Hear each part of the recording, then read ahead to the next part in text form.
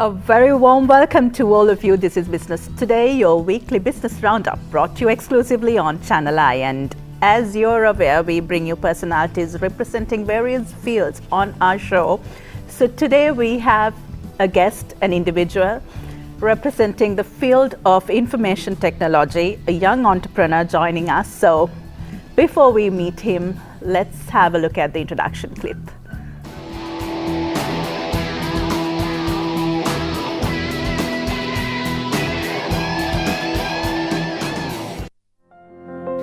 Mr. Danika Pereira is an award-winning serial entrepreneur and the founder of Basha, Helakuru and Pehia. He holds a bachelor's degree from University of Moratuwa in computer science and engineering.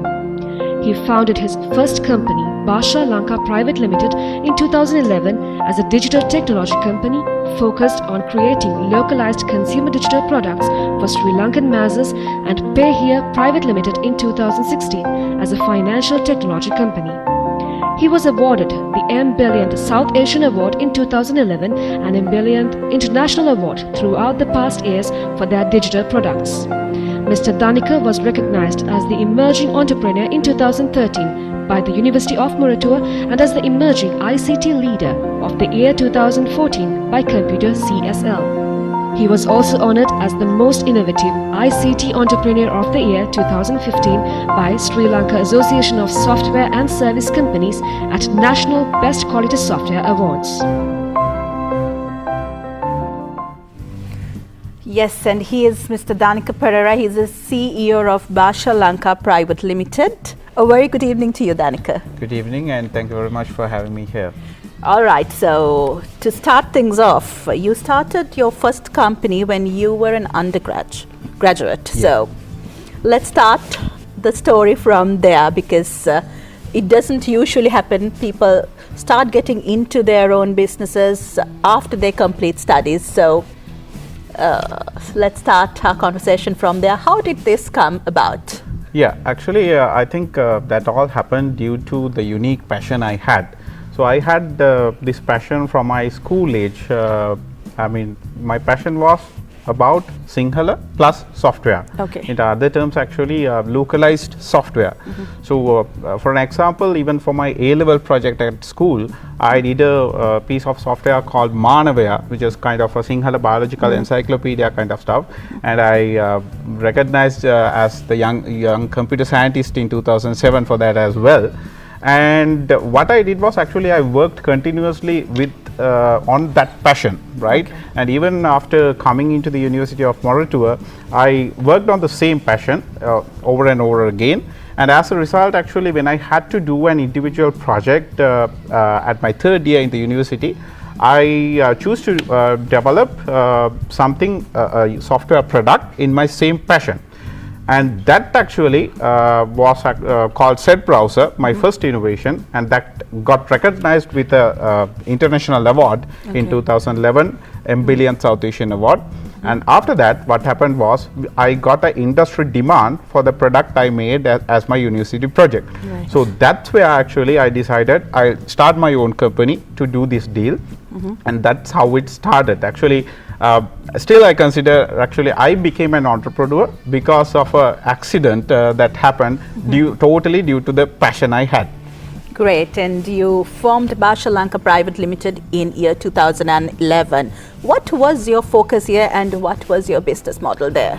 Yeah, Basha is actually a digital products company with a mission of empowering the masses, enabling them to get the use of digital solutions, ICT solutions in their own language, right? And in terms of business model, actually, we wanted to offer our solutions, offer our digital innovations free of charge for the end users. So with that intention, we actually followed two business models. One is actually very similar to what you do as a TV station, right? You produce videos, you make available videos, and you made it available for the Sri Lankan TV viewers free of charge while generating revenue through advertisers. Right. So that's what exactly what is our first business model. We offer our products, we offer our digital innovations free of charge for the Sri Lankan end users while generating revenue through advertisers.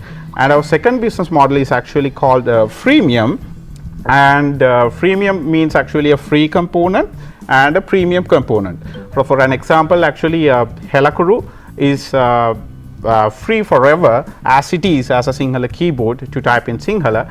But if you need to personalize your keyboard, for an example, adding a photo background of the keyboard, or customize the font of your font colors of your keyboard, for that you need to subscribe to Helakuru Pro, which is actually the premium version. So those are the two business models that we follow, and the important thing is both of them allow us to offer our solutions, offer our digital innovations free of charge for the end users while actually generating revenue to scale up as a company. All right, so how was the demand for this product? Was it accepted by the market at that time in year 2011?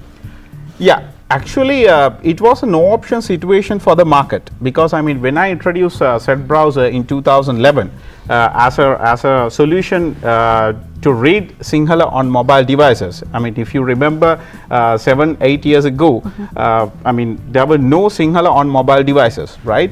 So when I introduced that, it was an option situation for the market. So market actually, there wasn't a product available in the that's market. Right. There were no alternatives, so we didn't have any competitors. So it was kind of a blue ocean situation for us. Okay. And because of that, actually we could build up a strong business and be the market leader in that business. Okay, so how did you penetrate this into the market? What was your marketing strategy there? Yeah, we actually use social media marketing, but purely on social media. Yes, purely in the first stages it was purely on social media, but right now actually we are a stable company and we use other mechanisms as well. But in terms of this particular product, Helakuru, it actually the user base of that built up virally. Because it was an essential thing. Helakuru was a very Helakuru fulfills a very basic need of Sri Lankan users. Right. Typing in Sinhala, typing in your mother tongue, expressing your ideas in your mother tongue. So actually it went virally, word of mouth. Right. What was actually the the biggest marketing method that worked for it. Great. And in year 2011, when you first entered the market, what were the opportunities available? Were there strict entry barriers and strict exit barriers? How was the market like for a new entrant? Yes. As an entrepreneur, I think the biggest barrier I faced when I enter into the market was actually the lack of motivation for entrepreneurship in our country. Right? From our school age, we are trained to actually get some educational qualification and do a job, right? Yeah. So that mindset actually affected even me, and I think it affects almost the entrepreneurs out there. So even from our families, even from our society, and even when we go to a big company with to pitch some idea, as a young entrepreneurs, they actually do not recognize us in the potential that we have. But I actually had a benefit as a graduate from University of Moratuwa. But I think as the society, we should actually encourage Sri Lankan entrepreneurs, encourage Sri Lankan products, local products. Other than that, actually we cannot encourage entrepreneurship in our country. But luckily, actually we do have millions of people, millions of Sri Lankans who love our Helakuru product. Right now actually Helakuru has passed more than 4 million downloads. So we are really proud and honored to have such a loyal user base for Helakuru.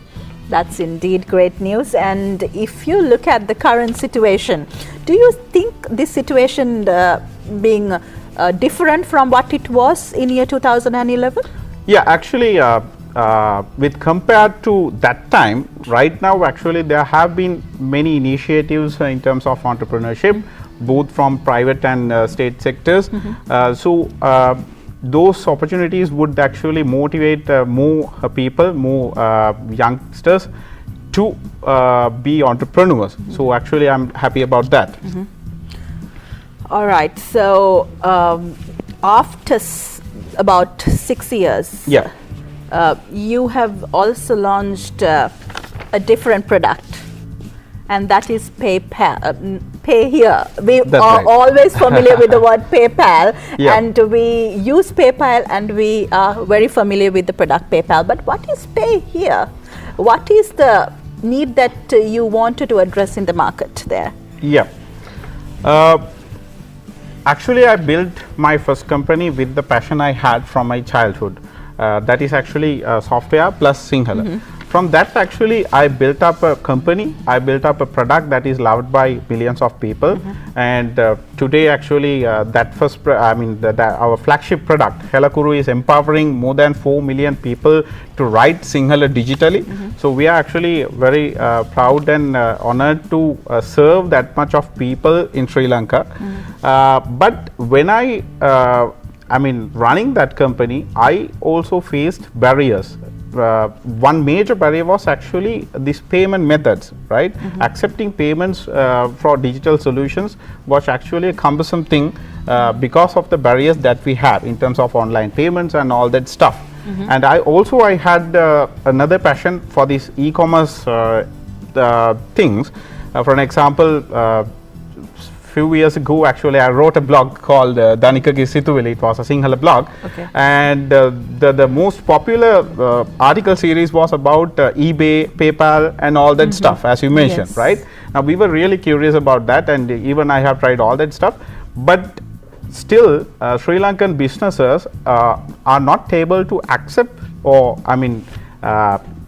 accept payments through PayPal for their businesses, right? Right. That barrier, actually, we have Sri Lankan businesses You have can only that barrier. make payments. That's right. You can only make payments. You cannot receive payments. You Yes. cannot receive. You cannot accept payments. So we had this barrier from years and years, and we waited for this one and that one to solve that, but it never happened. So as a local entrepreneur, I thought, why we cannot do something for this, right? Why we cannot do something to solve this problem, right? So that's actually the motivation behind Pay Here. And I started it in 2016, and we collaborated with many parties, many local resources like banks and telcos. We got together and came up with a local solution as an alternative to PayPal, as an alternative to accept online payments for Sri Lankan businesses. And that's how actually Pay Here started in 2016. Right, so introducing such a product to the local market is not at all an easy task. You got to have a lot of resources, knowledge, time, energy, all that, and most of all, you have to come over the regulatory barriers. So, how difficult was it for you to introduce this product into the market? Yeah, the thing is actually there are some things that in terms of the technology that we can do something to change the ecosystem, we can do something to solve the problems. But even though we can do those things technologically, sometimes the other areas will not support those changes that much. So that type of a situation actually I had to went through when I introduced Pay Here in 2016.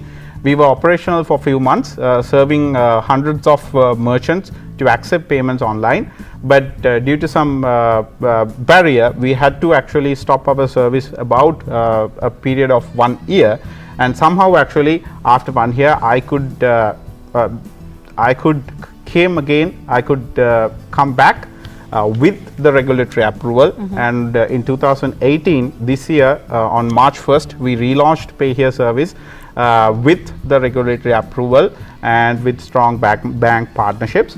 And right now, actually today, I'm proud to say that we are being the first ever non-bank multi-channel payment service provider in Sri Lanka, serving hundreds of merchants. All right, it's indeed lovely news to hear, and you stepped into this industry in year 2011 and it's been 7 years Yes. from then. So can you talk about the progress your business has made so far? Yeah, actually Basha, if I talk about Basha again, Basha actually started the business as a product company, starting from a university project, as I mentioned on the very first.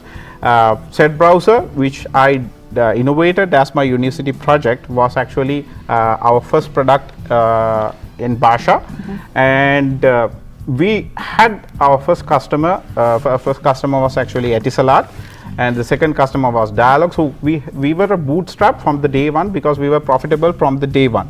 So but with the time actually we converted it a little bit to a hybrid company,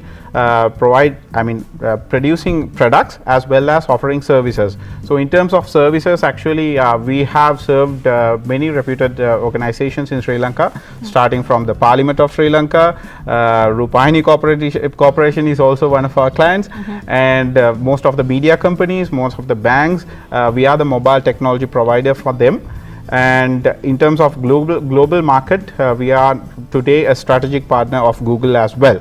So with that, actually we offered services actually just to scale up as a company, because when I started Basha, while I was an undergraduate, it was a totally virtual company. I didn't have an office, right? I didn't have any place to work. So it was just a virtual company. But when I passed out from the university, I opened an office for Basha in Kaluthura, my hometown, and we needed to scale the company, so we offered services as well. But right now in 2018, we again pivoted our company as a total solely a product company, and right now we are only based on the product business. We go as a digital product company, and right now actually we focus on three main areas. One thing is actually the localization technology, which our flagship product is Helakuru is serving, and also financial technology, fintech, which is Payhere is serving. Payhere is actually my second company, but it goes under Basha. And the third sector is actually educational technology, EdTech, which goes under Hapan, which is another product of us. So that's actually how we have progressed over the time. With Basha and Payhere, actually I am planning to execute more stuff and innovate more products to Sri Lankan masses in future as well. Right. So any incidents that you could recall where you failed and you really wanted to give up, but then again you did not give up and you kept moving forward? Yeah, I think for an entrepreneur, the most barrier or the most challenge is actually the barriers that are out of your control, right? Now, as an entrepreneur, I am actually an aggressive executor. When an idea come to my mind, actually I execute it really fast and I make it into a real world product as fast as possible. But sometimes actually, even though we can make changes, we can do revolutions in the society with digital innovations, digital products, sometimes the other sectors like legal, regulatory and all that doesn't support in the same phase. So in that case actually, we have to wait. The most actually difficult thing for an aggressive executor is, I think, waiting for something that you don't have the control. So that was actually the biggest barrier when I felt actually the give up level, but still I exist because I didn't give up. Right. So in order to expand this industry and in order to progress in this industry, what are the measures that you think should be in place and what are the measures that are in place right now? Yeah, I think ICT industry or digital technology industry is an industry that is rapidly growing and evolving, right? In terms of technologies, the technology that you have had yesterday is actually not the technology that you will have tomorrow, right? Every year, every day, the technology is evolving, right? So as a country, we can do amazing things with this technology, right? With this technology, we can do amazing things to make people's life easy, to make the society better, and all that stuff, empower the people, all that stuff. But if actually the circumstances like policies, rules, regulations doesn't evolve in the same pace, those two will not be compatible, and that will not be beneficial for the society.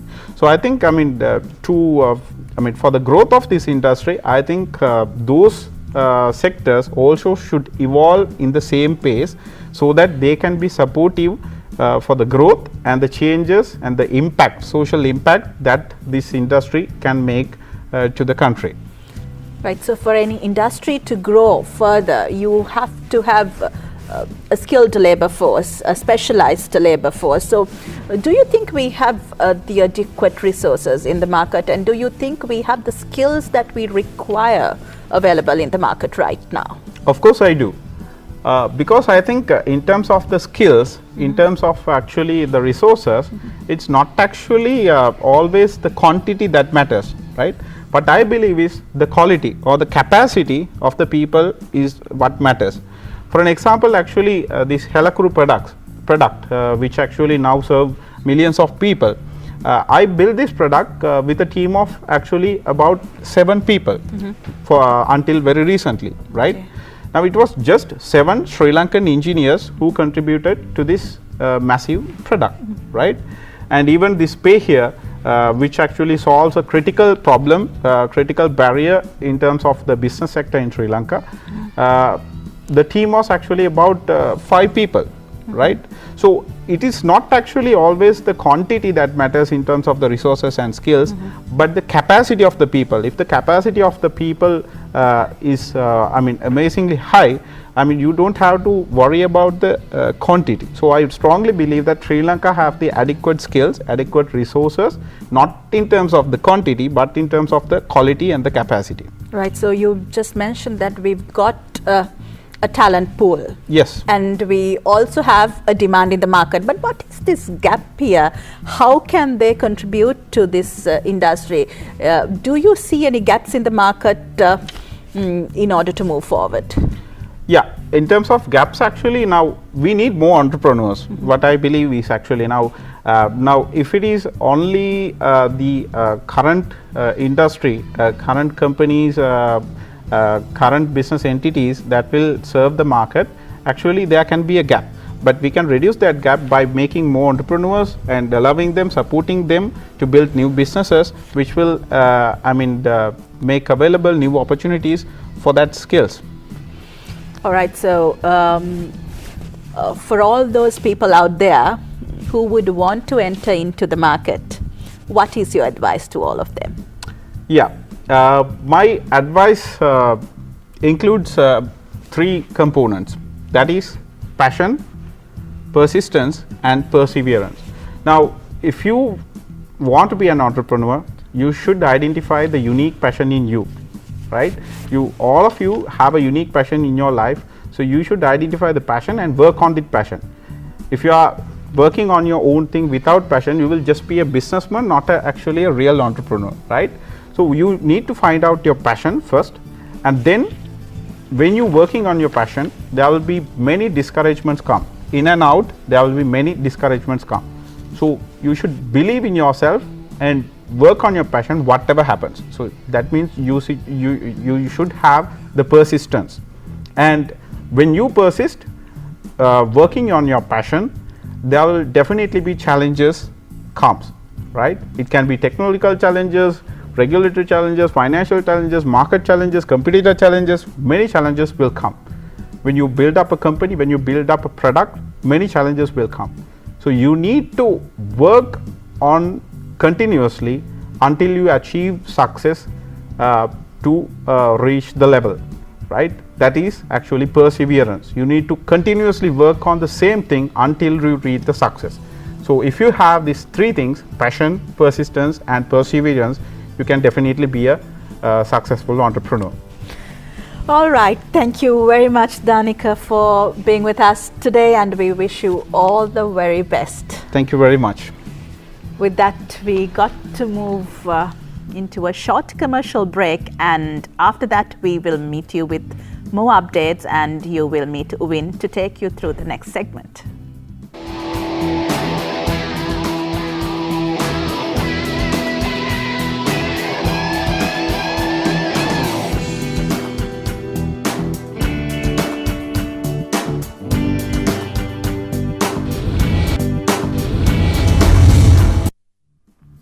Welcome back, and you're joining me for the rest of the show, and we are going to talk about some really interesting aspects today, especially the stock market. Now, there have been a lot of economic developments in the recent past, and a lot of stuff has been happening. The rupee has depreciated, there's a fuel pricing formula, and a lot other stuff has happened.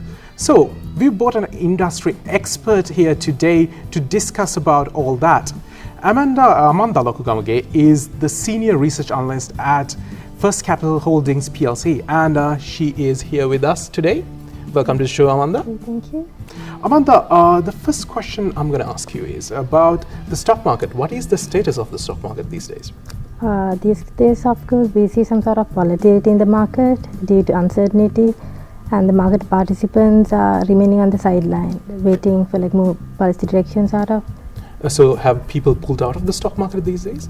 Not really, but we see the foreigners dominating the market activities rather than the locals. Yeah. Okay. Of course, now a lot of things happened these past few days, especially the fuel pricing formula. What about that? Well, with the implementation of pricing formula, the fuel prices have increased. So if you check the impact on the companies like manufacturing or transportation, where the fuel account for a major component of their production cost. So with the increase in fuel prices, we expect the production costs to increase, so the margins will be narrowed down. That will have an impact on the earnings, where the earnings will sort of decline. So logically the stock prices will fall. Yeah, but then again, the government has indicated that they are planning to revise the fuel prices in every 2 months' time. So with that sort of uncertainty and volatility will be there, that will be reflected on the margins and earnings of the companies. Of course, now with it, the fuel pricing formula, will it negatively impact the inflation by any chance? Inflation will increase in the short term with the increase in fuel prices. But in the longer term, it will favor the inflation, because fuel will not be subsidized, and the tax in the fiscal front, the tax money will be utilized for the loan repayments instead of using it for subsidies. And fuel will be linked to the market prices, so the volatility in the inflation will be reduced, and we expect the inflation to be between 5 to 6% range. Yeah. Amanda, now fuel prices have increased in the past, and it has decreases in the past. Is there anything strange about this situation, in the present situation? The thing is, it will be directly linked to the world market prices. So in general sense, it will be more beneficial to all the companies and economy as a whole. In the long term? Yeah, in the long term. So now, something that else that happened quite recently was also the depreciation of the Sri Lankan rupee. Now it is around at 160 against the US dollar. What is that on the country's economy, the impact of it? Anyway, generally, rupee depreciates by about 3.5% annually. But during last year, the rupee depreciation was less. It was about 2.4% range. That was mainly because dollar depreciated against major currency baskets.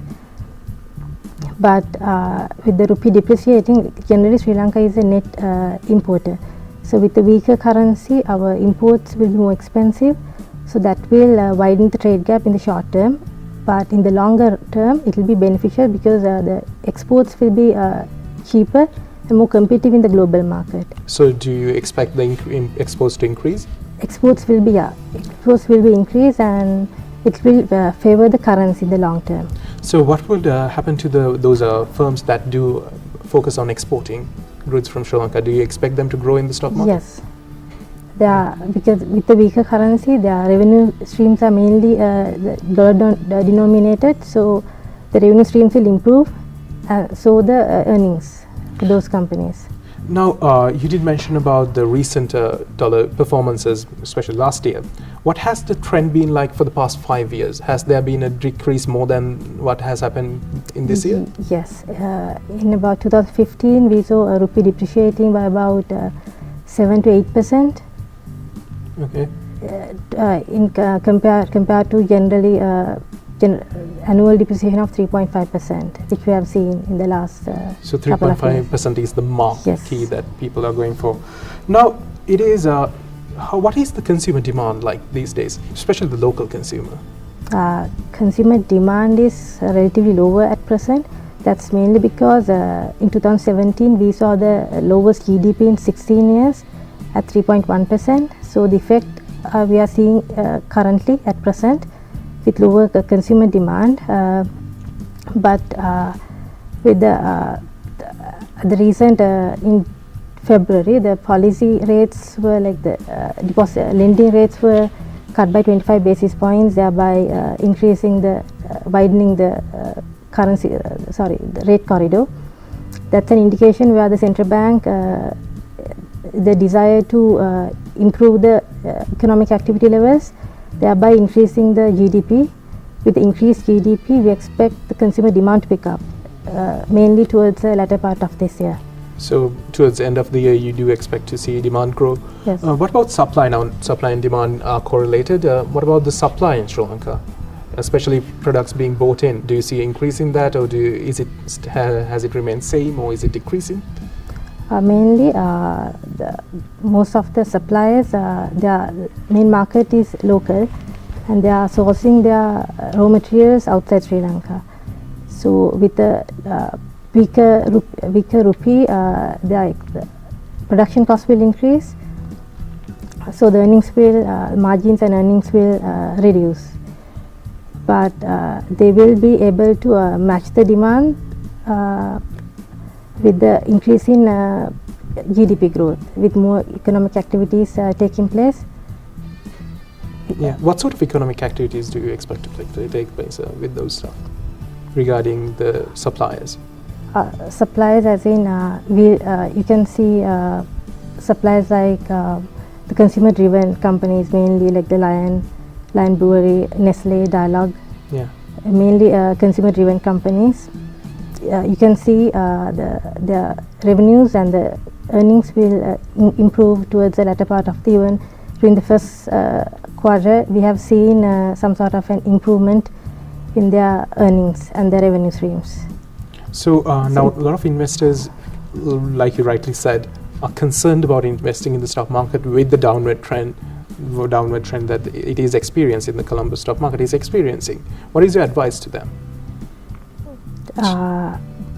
These days there's volatility, but with the earnings season, the results are being released.